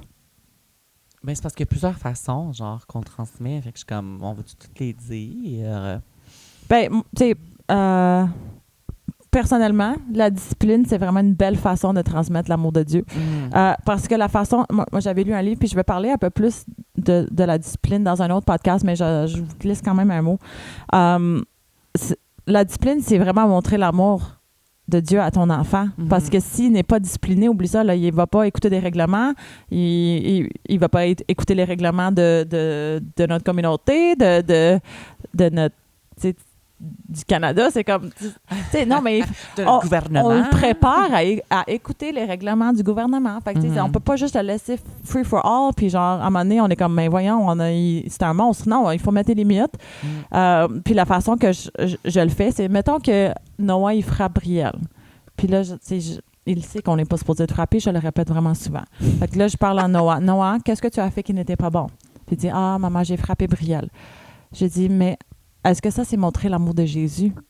Il dit non, ça, c'est pas montrer l'amour de Jésus. Puis là, après ça, il dit, moi, j'y demande, qu'est-ce qu'on peut faire autrement la prochaine fois? Comment qu'on peut faire autrement? Il dit, ben, je peux utiliser mes mots et je peux changer de salle. Tu sais, mettons qu'ils ne jouent pas bien ensemble. Il dit, moi, je peux aller dans ma chambre, jouer toute seule si j'ai besoin de l'espace. Fait que moi, si jamais il n'y a pas ces réponses-là, j'essaie d'y montrer. Des solutions. Oui, j'ai offre, tu aurais pu changer de place parce que vu que Brielle te tanne, tu peux changer de place, mais c'est pas bon de frapper. Et, ou si ils sont pas capables de partager, mais c'est de mettre dans un tas puis faire comme, OK, toi, ton pigeon, toi, ton pigeon, toi, ton pigeon. Ouais, ça marche bien. C'est une solution qui est revenue souvent, que Noah est comme, on peut le mettre dans le milieu et piger. Puis là, fait que j'ai changé ma façon de discipliner en expliquant qu'est-ce que Dieu attend de nous. Parce que c'est pas juste je veux que tu sois bon et je veux que tu sois gentil. Non, je veux que tu montres l'amour de Jésus parce que à la fin, là, c'est pas je veux pas que tu obéis à mes conseils, mais je veux t'apprendre et te pratiquer à écouter les conseils de Dieu. Et ça a vraiment changé notre façon de discipliner. Là. Ça, c'est récent. Là. C'est genre, il y a 2-3 mois, j'ai lu ce livre-là. Il est vraiment bon. Ça s'appelle The Love of Discipline. Fait que si vous êtes anglophone, là, achetez-les. Et puis... fait qu'à un moment donné, Brielle a fait quelque chose de super gentil. Elle avait pris quelque chose de Noah, puis là, elle est comme « Ah, OK, mais je veux le donner à Noah. » Puis là, il m'a regardé avec des grands yeux. Puis il dit « Maman, Brielle a montré l'amour de Jésus. » J'ai dit « Ah, OK, il comprend. » Il comprend. Mais c'est juste la répétition. Fait qu'à travers la discipline, je peux vraiment, mais vraiment parler de l'amour de Jésus, puis comment que... ouais, c'est ça. Fait que... Ou, tu sais, on marche en randonnée. Ah, tu vois-tu comment Dieu il a créé les arbres, puis il a créé cette belle fleur. Tu peux jamais trop parler de Jésus. OK? Et, fait que c'est ça. C'est quelques exemples. C'est aussi comme dans la façon comment nous, on se traite en tant que parents. C'est aussi dans ce qu'on laisse regarder. C'est ce que nous, on regarde en tant que couple aussi à la télé, ce qu'eux regardent en tant qu'enfants à la télé, ce que nous, on écoute à la maison, ce que nous, on n'écoute pas à la maison, ce que nous... c'est plein de petits détails comme ça qui font en sorte qu'on éduque nos enfants dans la foi. Mais une des choses les plus importantes pour nous, c'est comme la louange et la prière avec nos enfants. C'est comme depuis leur tendre enfance, c'était des bébés, genre je leur chantais ces chants-là qu'ils connaissent par cœur maintenant. Puis c'est d'intentionnellement poser des questions face à Jésus, à tes enfants. C'est comme qu'est-ce que Jésus a fait dans ta vie aujourd'hui? Ou pourquoi tu veux dire merci à Jésus aujourd'hui? Puis des fois, ça va être des réponses banales. Ça va être comme mon camion ou genre mon jouet, telle chose, ou ci ou ça. Mais tout le temps de revenir à Jésus puis de dire comme, tu sais, oui, c'est maman, papa qui l'ont acheté ou qui l'ont trouvé sur le bord de la rue. Oui, ça, c'est souvent là. Mais c'est de toujours dire comme c'est à cause qu'on sert Dieu qu'on peut avoir des récompenses, tu sais. Fait que... mais c'est aussi, exemple, on est couché dans son lit, puis ça, c'est juste avant le dodo. Il va... Des fois, il va dire « Ah, maman, tel enfant, tel ami était méchant aujourd'hui, hein? Il a crié beaucoup, il a fait des crises, ici et ça. » Puis là, c'est une porte ouverte pour quand on parlait de Jésus. Puis j'ai dit « Ben, est-ce que toi aussi, des fois, tu fais des crises, puis des fois, tu es méchant? Et qu'est-ce qu'on fait quand on est méchant? On demande à Jésus de changer nos cœurs. Et puis après ça, j'y explique parce que je veux jamais qu'il pense que moi, je suis parfaite ou qu'André est parfait. Pas jamais. Puis j'ai dit, ben maman aussi, des fois, elle perd patience. Des fois, elle est un peu plus frustrée. Ça peut sortir comme une méchanceté. Puis je te demande pardon, puis je dois demander à Jésus de changer mon cœur à chaque jour parce que j'ai besoin de lui à chaque jour. Fait que c'est pas juste de corriger leur comportement, mais c'est de leur montrer où aller pour corriger leur comportement, où aller pour... Qui imiter, oui. Fait que, puis c'est parce que je veux pas qu'ils soient juste comme « Ah, ça c'est bon, ça c'est pas bon ». Non, mais je veux pas juste qu'il imite Dieu, mais je veux qu'il y ait une relation avec Dieu. Fait que c'est ça que je pousse vers ça. Je veux qu'ils sachent que même si on est méchant, on peut aller vers Jésus puis il va changer notre cœur jour après jour. Fait que c'est dans des petits détails de même que... Moi, c'était mon prochain point que tu t'emmenais, c'est de rester humble en tant que parent puis de ne pas avoir peur de s'excuser parce que, justement, on va faire des erreurs, on va chialer trop, on va lever le ton, on va perdre patience, on va mais c'est de rester humble et de s'excuser, selon moi, reflète l'amour de Dieu pour nous, comme c'est l'amour du Père pour nous. Oui. Fait que... c'est parfait. T'as-tu d'autres choses à dire? Non. Est-ce que votre relation avec Dieu influence votre façon d'être parent? Oh oui. C'est très clair quand que... C'est interrelié. J'ai pas passé du temps avec Dieu, puis je suis comme fatiguée, puis j'ai pas lu ma Bible, puis très clair que j'en ai besoin. Fait que ça change tout de ma façon d'être parent. Fait que... Parce que moi, je le vois comme si on peut l'imager, c'est comme l'image du verre. Tu sais, comme tant que tu gardes ton verre plein de la présence de Dieu, mais tu vas en avoir beaucoup à offrir à tes enfants. Mais si ça va arriver, là, tu sais, si c'est un petit résidu, ben il va s'évaporer vite, puis après, tu auras juste de ta propre force à leur offrir, puis c'est moins beau quand ça vient de toi, tu sais.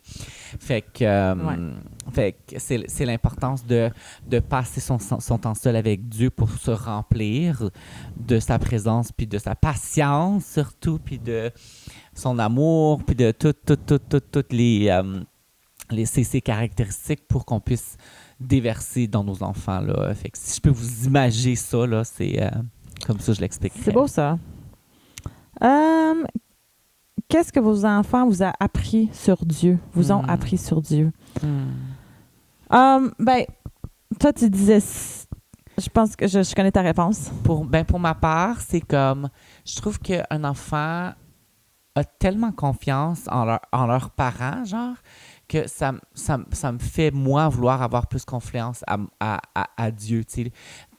Puis la foi d'un enfant, selon moi, c'est la foi qu'on devrait imiter, nous, en tant que parents ou qu'adultes ou peu importe. C'est de... Quand Dieu te dit de faire quelque chose ou te demande de faire quelque chose ou te demande de suivre certaines choses ou d'enlever une certaine chose de ta vie ou te corrige... c'est de tout de suite faire comme, de jamais questionner, tu sais, puis de juste faire comme, ben je sais que Dieu veut mon bien. Tu sais, je sais que mon parent veut toujours mon bien. Fait que le fait que ça réagit comme ça, mais moi, ça me fait comprendre que Dieu, mon Père, veut toujours mon bien. Fait que peu importe ce qu'il me demande ou qu'il me corrige, ou je devrais le prendre avec main ouverte, sans questionnement puis sans jugement. Puis j'ai un exemple de Noah encore. Brielle est encore jeune, fait que tu sais, elle fait moins les liens, mettons. Ouais. Mais, ben, oui, elle en fait beaucoup. Elle en fait beaucoup. Mais ce que je veux dire... ouais, en tout cas, je vais expliquer l'histoire, puis vous allez comprendre que c'est comme juste pour un enfant de, tu sais, 4 ans et demi, 5 ans. Fait que ça arrivait quand même assez souvent. Tu sais, la nuit, il veut sa lumière, il dit qu'il a peur. Puis là, au début, je disais, mais non, ouais, t'as pas besoin d'avoir peur. Ça, c'est juste les ombrages ou si t'as pas besoin d'avoir peur. Puis là, ça l'aidait pas en tout. Il dit que maman, j'ai quand même peur. Fait que, tu sais, Ça serait de rationaliser. Oui. Puis à un moment donné, j'ai changé mon discours. OK, c'est correct d'avoir peur, c'est comme normal. N'importe qui va avoir peur, mais où est-ce qu'on va si on a peur? Quand tu as peur, tu peux demander à Jésus d'enlever la peur dans ton cœur. Et quand j'avais changé cette façon de dire, là, un matin, il s'est réveillé comme... J'ai été le voir quand il s'est réveillé. Et il m'a dit, « Maman, tu sais pas quoi? J'avais full peur quand je dormais. Je pensais que j'avais vu un crocodile. Et là, j'ai demandé à Jésus, enlève la peur. Et il a enlevé la peur. » Enfin, je suis comme, OK. Et il a tout de suite mis en action. Tu sais, il n'a pas questionné ce qui a été enseigné. Puis il n'a pas questionné. Comme des fois, nous autres, on pousse notre questionnement. On est comme, c'est-tu vraiment ça? Ça n'a-tu pas de sens? Mais des fois, il faut juste faire confiance à Dieu de même, puis accepter qu'il enlève la peur, puis accepter qu'il veut notre bien, genre. Oui. Fait que voilà. Fait que c'est fini pour les questions parents. Là, c'est questions fausses couches. On est prêt? Fait que la première question, comment vous avez réagi quand quelqu'un vous annonçait qu'elle était enceinte? Écoute, si la personne me texte en privé... Attends, répète la question. Comment avez-vous réagi quand quelqu'un vous annonçait qu'elle était enceinte? OK. Comme une amie ou whatever. Et fait que, quand quelqu'un me textait, tout de suite, je suis comme, wow, félicitations, c'est tellement beau, je suis tellement contente pour toi. Et c'est vraiment un miracle. Là. Moi, je le crois vraiment, même si j'en ai perdu 3, je le sais que c'est un miracle, j'en ai 2, puis je suis comme, ça, c'est des miracles. Ils ont resté accrochés, puis Anyway, c'est vraiment... tu vois plus que c'est un cadeau de Dieu. Ça nie pas que ça fait mal aussi parce que tu penses à tes bébés que tu as perdus aussi. Fait que... Ou que tu te poses la question, genre, mais pourquoi moi, ça marche pas, genre? Ouais. Mais fait que pour moi, c'est comme quand quelqu'un me textait, j'arrivais à vivre les deux émotions. J'étais super contente pour l'autre personne, mais j'arrivais à vivre ma tristesse. Mais quand quelqu'un me l'annonce en vrai, fait que j'avais une amie qui me l'annonçait en vrai, puis c'est pas mauvais de sa part, là, c'est juste... Des fois, tu penses que c'est mieux, c'est pas grave, là, c'est pas... J'ai pas été blessée avec le fait qu'elle me l'a annoncé en personne. Mais elle me l'a annoncé en personne et tout de suite, j'ai fait OK, il faut absolument pas que je pense à mes pertes. Il faut que je bloque ça de ma tête. Puis il faut juste que je sois contente pour elle. Je peux pas vivre les deux en même temps en ce moment parce que là, en ce moment, tu sais, la vie roule pas autour de moi. Je suis contente pour elle. Puis il faut juste que j'enlève cette partie-là. Compartimentaliser. Il faut que je ne pense pas à ça et il faut juste que je pense à son bien, puis comment ça se passe, t'es enceinte de combien de semaines, tu sais, je peux donner beaucoup. Puis dès qu'elle part, c'est là que je le sais que des fois, ça va... Tu peux vivre. Ça va tomber, puis je vais vivre pleinement le deuil de mes 3 bébés. Et c'est correct. C'est correct, tu sais. Mais si tu me demandes qu'est-ce qui serait mieux, personnellement, texte-moi avant de me l'annoncer, ça serait super. Juste parce que je peux digérer l'information. Après ça, je peux être pleinement présente pour toi, tu sais. Mais ça reste que je le sais que je suis pas le centre du monde et que vous n'êtes pas obligé de marcher sur des coquilles d'œufs. J'aime ça en parler, des fausses couches. J'aime ça parler de mes bébés. J'aime ça parler de mes 2 enfants qui sont vivants. Et c'est pas un tabou pour moi. Et il faut en parler. Mais je veux pas que vous ne me dites pas que vous êtes enceinte pour ne pas me blesser parce que je suis tellement contente quand quelqu'un m'annonce qu'elle est enceinte parce que c'est un miracle, c'est un cadeau de Dieu et je le sais. Fait que voilà. Je pense que c'est d'être OK de vivre dans ce paradoxe-là. Tu sais, parce que souvent, on est comme, on peut pas vivre 2 émotions en même temps. Puis d'être OK de vivre comme, tu peux vivre la joie pour quelqu'un, mais vivre ta peine pour toi en même temps. Tu sais, dans le sens, puis c'est de naviguer ces émotions-là, mais de les vivre pour de vrai. Tu sais, parce que si on les vit pas, c'est qu'on les enfouit, puis ça va ressortir en bombe éventuellement. Tu sais, fait que c'est d'apprendre à vivre comme... C'est sûr qu'on est content pour les autres, mais c'est sûr que les questions remontent, que genre, pourquoi ça arrive à telle personne, pourquoi ça arrive pas à nous. Ça, faut être honnête, là, tu sais, c'est des questions qu'on se pose, puis le pourquoi, le ci, le ça, mais c'est de se contenter de vivre leur joie, avec eux, mais aussi que eux, souvent, ce qui arrive, c'est qu'ils vont partager leur peine avec nous aussi en même temps. Fait que c'est de s'entraider puis de naviguer toutes ces émotions-là en communauté, tu sais. Puis, tu sais, c'est sûr que quand j'avais perdu mon 3e, puis j'avais su qu'une amie, elle est tombée enceinte, puis ça m'a tellement frappée, là, je pleurais, puis je pleurais. Puis j'étais contente pour elle, là, je l'avais texté, je suis vraiment contente, merci de me l'avoir dit, mais c'est comme le deuil était tellement frais, puis c'est correct parce que ça l'a sûrement aidé que je vive mon deuil aussi. Oui, exact. Tu sais, c'est comme, j'avais besoin de ces occasions-là de pleurer comme il faut pour guérir ces blessures-là, puis pour guérir ce deuil-là. Fait que, tu sais, là, en ce moment, si quelqu'un me l'annonce, peut-être que je pleurerai pas, puis je vais être correcte parce que ça, tu sais, mais ça dépend tellement du moment. Puis ça peut changer. Le lendemain, je peux pleurer ma vie parce que je le vis plus, parce que le deuil vient par des vagues. Fait que, écoute, marche pas sur des coquilles d'œufs, annonce-moi toutes tes bonnes nouvelles, puis toutes tes pas bonnes nouvelles, puis je vais être là pour toi, puis on va s'encourager comme ça. Quoi d'autre? Quels sont les commentaires que vous avez aimé avoir et les commentaires non aidantes? Les commentaires non aidantes, ben au moins, tu l'as pas perdu à 20 semaines. Ça m'a pas beaucoup aidé. Parce que ça c'est comme s'il disait « Ah, t'as pas vraiment perdu un bébé. » Ah, OK, oui.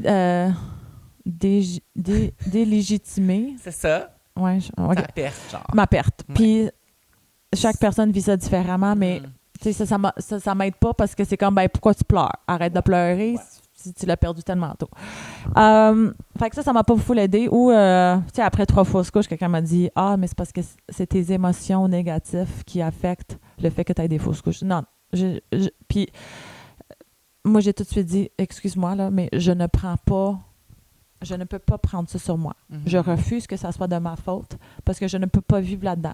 Déjà, à base, tu penses que c'est de ta faute, ça m'aide pas en tout. Je le sais que c'est pas de ma faute et je sais que c'est des choses qui arrivent.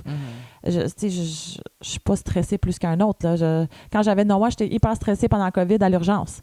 Fait que, tu sais, je peux pas être plus stressée que ça, mettons. Fait que, écoute, ça m'aide pas quand tu blâmes la personne.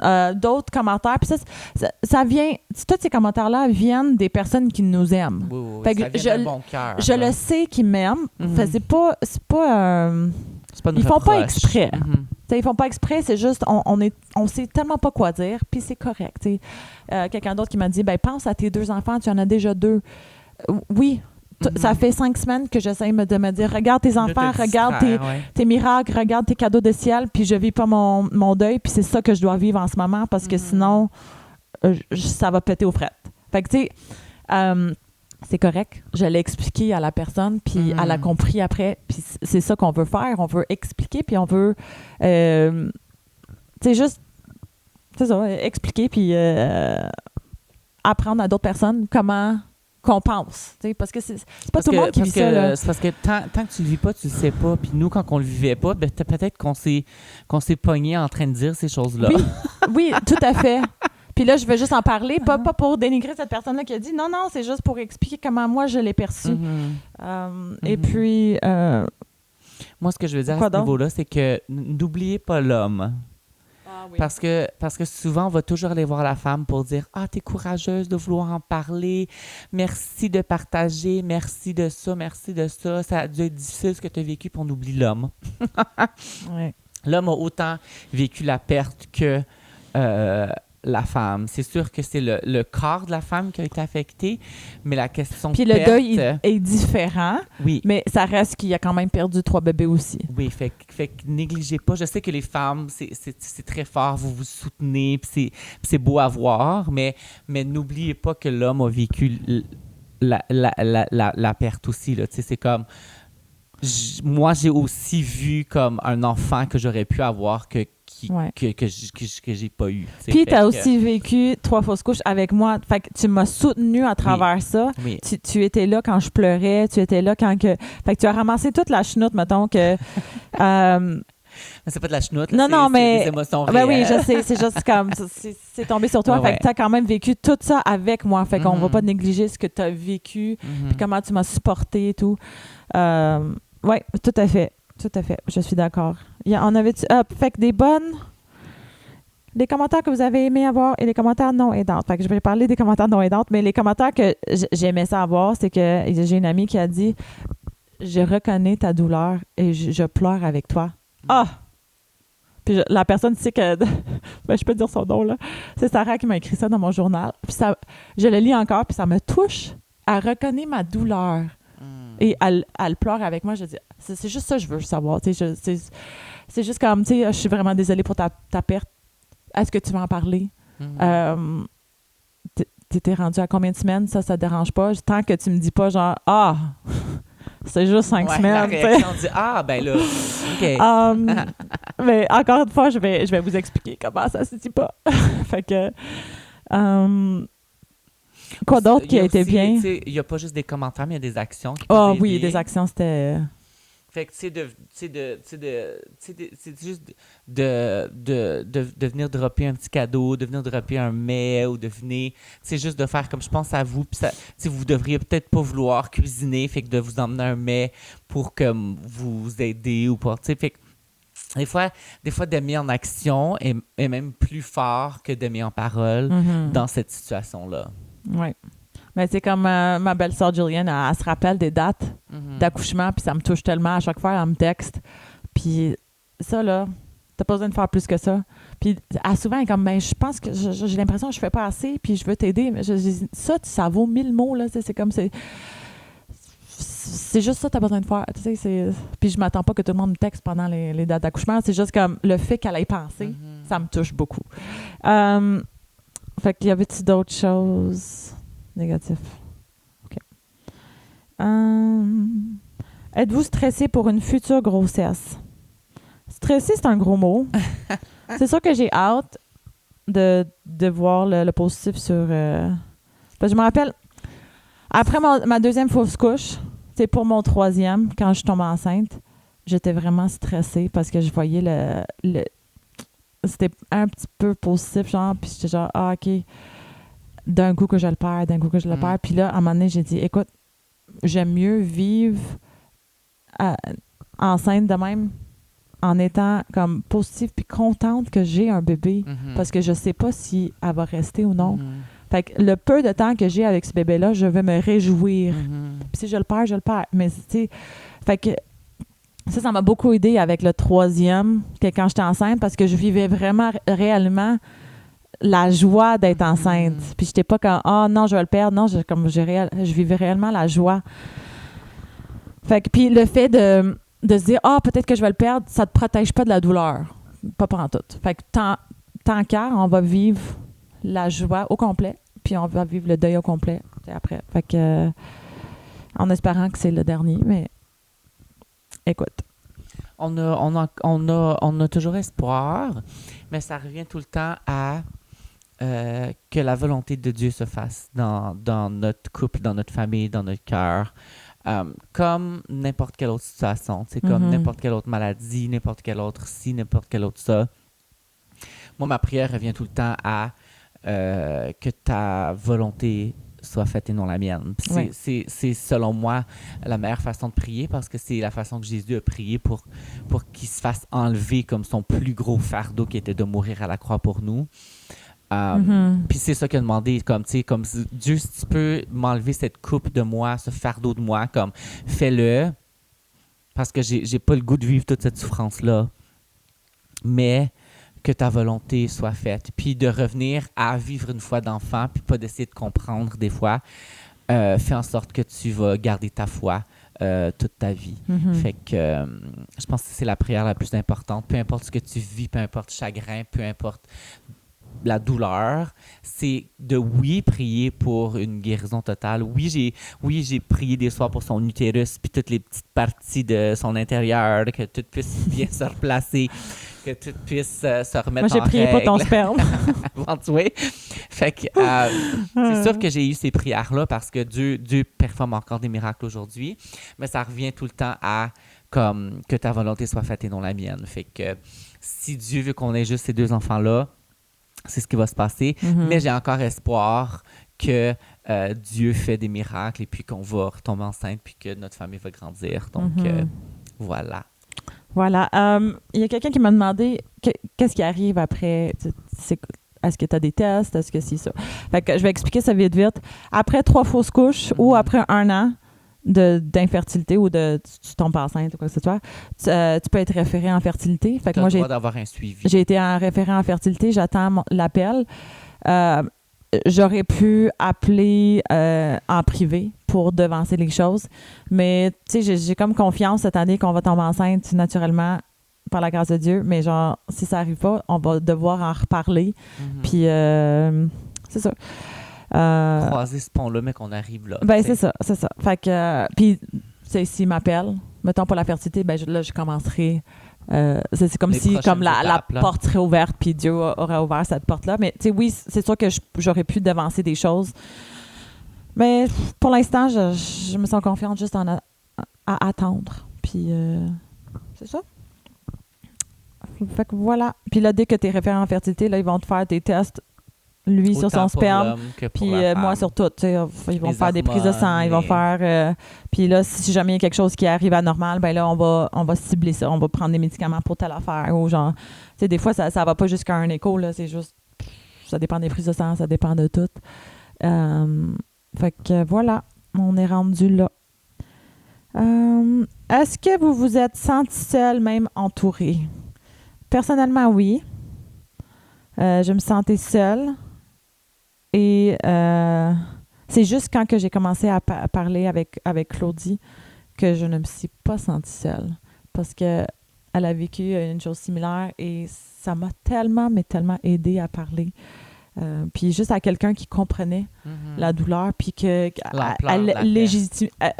elle disait que oui, tu as le droit d'avoir de la douleur, tu as le droit de pleurer, puis je pleurais avec elle, puis c'était vraiment Puis super. elle a pleuré avec toi. Ouais, c'était vraiment super, puis c'est comme c'est là, tu sais, parce que oui, j'étais bien entourée, mais quelqu'un qui l'a vécu, là, c'est comme tellement précieux. Comme ta mère l'a vécu aussi, puis ça m'a aidé. Fait que c'est ça. Quoi d'autre? Toi, est-ce que tu t'es sentie seule, même entourée? Oui, mais je peux pas. Pas anormalement. OK. Ben, je peux pas trop, genre, détailler le pourquoi ou genre le. Parce que c'est comme un monde où est-ce que, tu sais, les hommes, genre, on vit pas dans ce monde-là, genre. Ouais. Mais moi, je trouve que c'est Alors qu'on devrait, mais genre. ben non, tu as le droit de vivre ça comme tu veux. Là. Non, mais tu sais, comme. Je sais pas, c'est pas un sujet que les hommes, genre, comme, tu sais, on va sortir entre hommes, on va être comme. Mais t'en on as parlé parle de avec ça, quelqu'un genre. au mariage de l'autre? Hein? Oui. Fait que, mais c'est vrai que les hommes, ils en parlent moins. Mais. Les hommes parlent moins en général, là. Ouais, c'est ça. Fait que prochaine question. Quelles promesses de Dieu vous ont soutenu pendant cette saison? Beaucoup, beaucoup de promesses de Dieu. Fait que c'est le Dieu qui me réconforte. Puis ça, je l'ai heureux, ceux qui sont tristes parce que Dieu va les réconforter. Ça a été super. Écoute, la Bible, j'ai tellement une soif de la Bible pendant mes 3 pertes. Ouais. Puis je l'ai encore, là, puis j'aime. Puis je pense que je vais faire une petite capsule. Je sais pas, on est encore On est en discussion. en discussion parce que je veux vous montrer à quel point la Bible est active puis elle peut changer des vies puis comment elle m'a soutenue à travers toutes mes deuils puis genre le psaume 23 là, est tellement puissant puis ça m'a vraiment soutenue pendant ce temps. Il y a d'autres versets genre Jésus pleura là. Wow! Ça m'a tellement réconfortée. Toi? Moi, c'est même récemment, j'ai lu quelque chose qui m'a vraiment comme marqué, puis j'étais comme, wow, c'était vraiment ça qui est arrivé durant cette période-là, tu sais. Où est-ce que ça dit Dieu est mon refuge? Et puis, il développait un peu plus, mais comme dans mon dévotionnel, ça disait genre comme, oui, c'est vrai que Dieu est un refuge, mais ça ne veut pas dire qu'il va empêcher la tempête. Mais il va te donner une place là où tu peux te tenir debout alors que la tempête passe. Bon Puis pour moi, c'est tellement imagé, tu sais, dans le sens, tu vois comme juste une maison, comme par exemple, c'est un refuge, mais il y a quand même des tempêtes qui peuvent se passer à l'extérieur. Mais tu sais, comme, on peut rester à l'intérieur puis être comme sécure. Tu sais, fait que je le vois comme, tu sais, si on reste en lui, peu importe la tempête qu'on va vivre, on va toujours avoir une sécurité, on va toujours être... Il va jamais nous abandonner. C'est ça. Ouais. Ça, c'est bien. J'aime ça. C'est très bien. Puis j'ai acheté un livre sur les promesses de Dieu. Je pense qu'il y en a 800. Puis, parce que des fois, t'es comme, non, fortifie-toi dans les promesses de Dieu. Mais c'est quoi ces promesses? Mais c'est quoi les promesses de Dieu? Fait que, tu sais, je lis la Bible, mais je suis comme, c'est quoi les promesses de Dieu? Fait que là, ils le sortent. Fait que des fois, t'es comme, tu peux tourner la page, puis c'est comme, c'est les promesses de Dieu pour deuil, ou c'est les promesses de Dieu pour telle affaire, l'anxiété. Puis là, tu le lis, puis ça te fortifie. Catégorisé, genre. Catégorisé, puis c'était super bon, puis je le lis souvent. Puis ça m'aide beaucoup, parce que des fois, c'est ça. Ça t'édifie, puis c'est bien. Puis si tu veux creuser encore plus, ben là, tu vas dans ta Bible, puis tu lis tout le contexte. Le chapitre. Là. Moi, souvent, je fais ça pour aller voir le contexte, puis ça me touche encore plus après. Comment cette période a-t-elle affecté votre couple? C'est sûr que c'est la première période où toi, tu comprenais pas comment que moi, je vivais ça. Et moi, je savais pas trop comment t'en parler. Mais on s'aime. Ça va bien en tant que couple. On est unis. Ça a été la première période où est-ce que c'était plus comme nébuleux, tu sais, dans le sens que genre, pas notre amour, mais genre juste comme notre communication. Tu sais, c'était comme, moi, je comprenais pas ce que tu vivais. Toi, tu savais pas comment mettre des mots, fait que tu savais pas comment le partager. Fait que c'était comme on nageait un peu dans le comme néant, genre, tu sais, comme, pas notre amour, mais juste comme dans notre incompréhension de la situation. On nageait un peu comme on était comme perdus, genre, tu sais, comme on tournait en rond, là, tu sais, on était dans une chaloupe à une rame, genre. Ouais. Ou est-ce que il y a des fois c'est toi qui ramais, il y a des fois c'est moi qui ramais, mais on se rendrait pas nulle part, tu sais, jusqu'à ce qu'on commence à en parler, qu'on commence à mettre des mots sur le sujet, qu'on commence à... mais que de ma part, j'essaie pas de comprendre, mais que j'essaie juste comme de l'écouter, tu sais. Ouais. Fait que là, ça a comme... La deuxième rame est apparue quand on a commencé à faire ça pour qu'on puisse se rendre à quelque part. Puis c'est pour ça qu'on a pris le temps de faire cet épisode-là, c'est pour comme... naviguer puis se rendre encore plus loin dans notre chaloupe avec vous. Là. Fait que j'ai plein d'images aujourd'hui. Wow, hein. ouais. Tellement créatif. Moi, j'ai jamais d'images dans ma tête. Elle, c'est le genre, Dieu veut y parler comme en parole, moi, il va me parler en images. En images. Voilà. C'est pour ça qu'on se complète. Fait que c'est la fin. Voilà, je trouve que des ça questions. vient comme... Merci de nous en avoir posé autant puis de vous être ouverts à nous. Fait que je trouve que ça clôture bien comme la première partie de notre podcast Ton idée de couple, c'est comme ça vient résumer comme tous les épisodes. Fait que si vous avez pas pris le temps d'écouter les premiers épisodes, on va plus en détail sur certains sujets là qu'on a abordés aujourd'hui. Mais aujourd'hui, c'est plus des questions spécifiques que les gens voulaient savoir face à notre couple, puis notre cheminement de vie, puis notre relation avec Dieu, puis notre relation de couple, puis notre relation avec nos enfants. Puis prenez le temps d'écrire un commentaire ou de liker ou de subscribe parce que c'est pas ça qu'on recherche, mais c'est juste vos commentaires nous aident à naviguer puis comme à aller un peu plus loin dans notre questionnement parce que dans nos réflexions. Ouais. Fait que n'importe quand là, écrivez vos questions like, comment, share.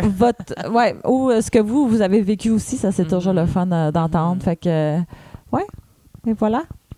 C'est fini pour ce podcast-là. Et merci d'être avec nous. Oui. On vous aime beaucoup, on vous apprécie. Et on apprend à vous connaître aussi. À plus tard. Voilà. À bientôt. Bye bye. Bye. Ce podcast a pour but d'encourager, mais il ne remplace pas la Bible. La véritable vérité se trouve dans la parole de Dieu. Et nous vous invitons à passer du temps avec lui, dans la lecture et la prière.